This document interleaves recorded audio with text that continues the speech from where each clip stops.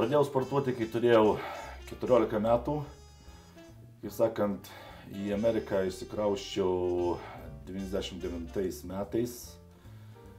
Ir taip, sportavau visą laiką, bet tokią pertrauką turėjau, kaip sakant, nuo varžybų, nes Lietuvoje vieną kartą dalyvavau varžybose.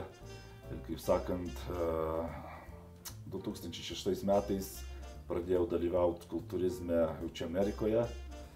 Ir 2008 metais, kaip sakant, pradėjau dalyvauti dėl profesionalo statuso, kurį pagaliau gavau prieš mėnesį 2010 metais dabar.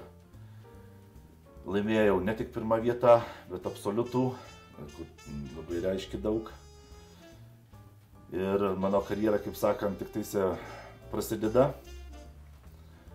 Planuoju dabar dalyvauti 2011 metais Liepos mėnesį Hartforde, Connecticute, Europos šou bus.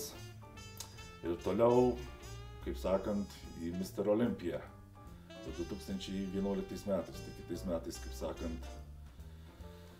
O kas liečia suplementaciją, dėl papildų, kaip sakant, dabar daug kompanijų importuoja, kaip sakant, papildus į Europą, į Lietuvą, į Rusiją, į visas šalis, kaip sakant. Ir ten, kaip sakant, nėra per daug produktų iš Amerikos.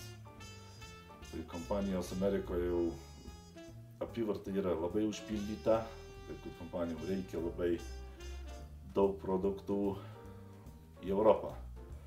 Kaip sakant, yra labai gerai parsiduodama dabar